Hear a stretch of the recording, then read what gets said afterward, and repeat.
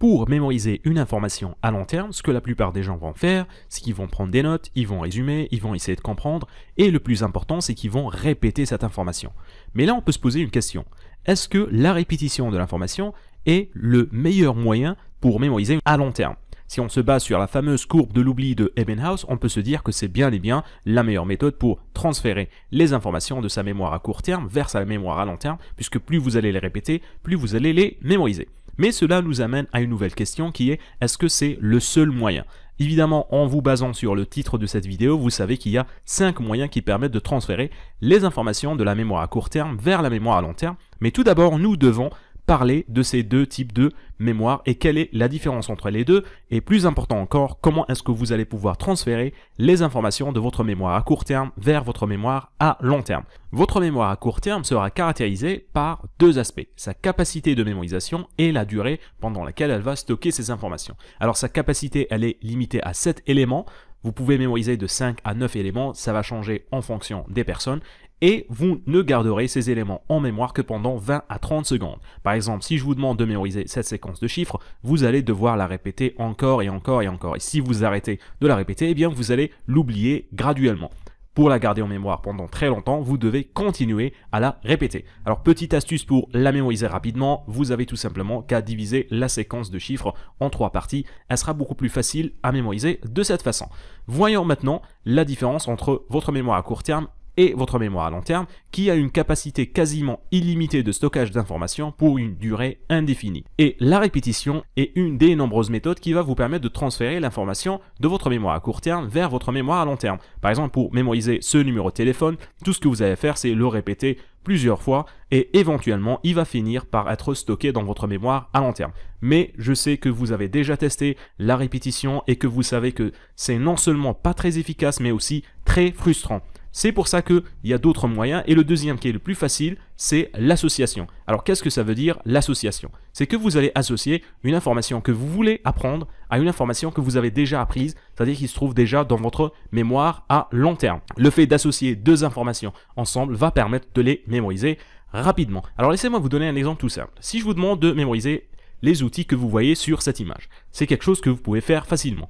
Maintenant, si je vous demande d'identifier les outils que vous venez de voir à partir de tous les outils qui se trouvent ici, certains vont pouvoir le faire, d'autres auront un peu plus de difficultés. Mais je peux vous assurer que si je demande de faire ça pour quelqu'un qui est soit menuisier, plombier ou électricien, la tâche sera beaucoup plus facile. C'est tout simplement parce que comme ils ont l'habitude d'utiliser ces outils, ils sont inconsciemment associés dans leur mémoire à très long terme. Alors si vous voulez en apprendre davantage sur l'association, je vous invite à aller voir ma série de vidéos que j'ai appelée les 3 clés pour devenir une machine à mémorisation. L'une de ces clés, c'est l'association. Vous trouverez le lien pour accéder à cette série de vidéos en bas dans la description.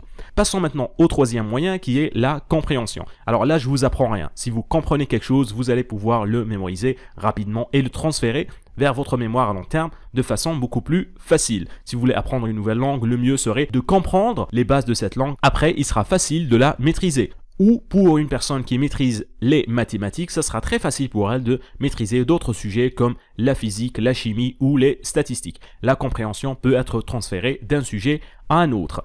Mais quelle est la différence entre l'association et la compréhension? Puisque évidemment, ce n'est pas la même chose.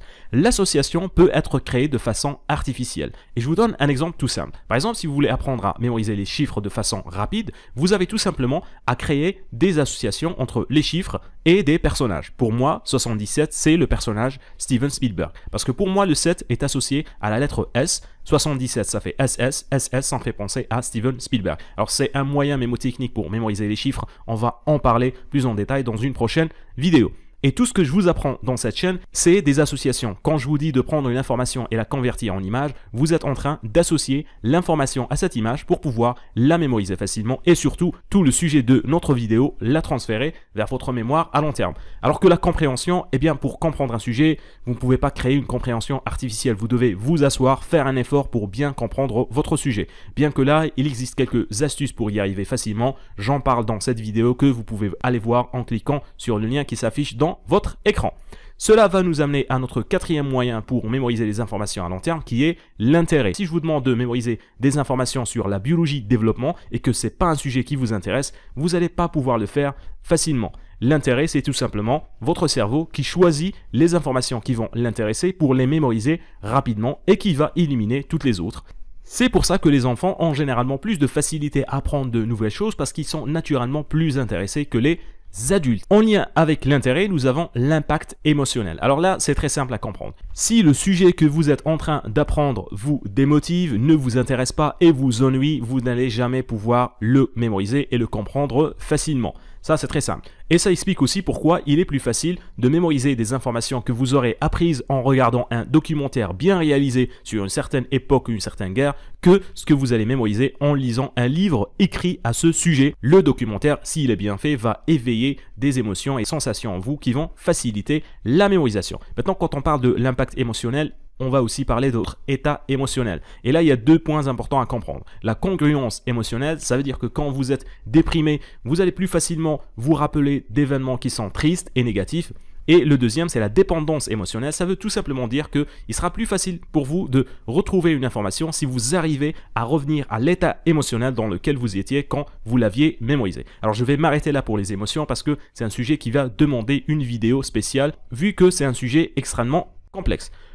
Maintenant, voici les 5 moyens qui vont vous permettre de transférer les informations de votre mémoire à court terme vers votre mémoire à long terme. Nous avons dit la répétition, l'association, la compréhension, l'intérêt et l'impact émotionnel. Et ça nous amène à nous poser une nouvelle question qui est lequel de ces 5 moyens est le meilleur. Alors pour ce faire, nous allons utiliser ce graphe-là que j'ai trouvé dans la formation Study Skills Mastery, Study Less But Smart.